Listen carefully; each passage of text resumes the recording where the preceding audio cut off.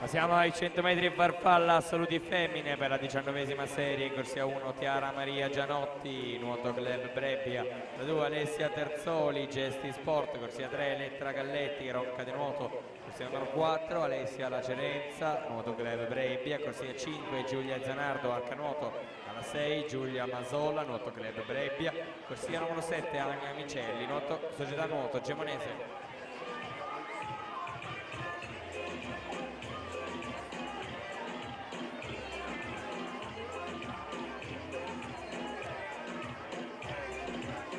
Prima serie esordienti A in conclusione e se la giudica Elia Simeoni 1.08.75 su Samuele Ostanello 1.09.18, terza posizione.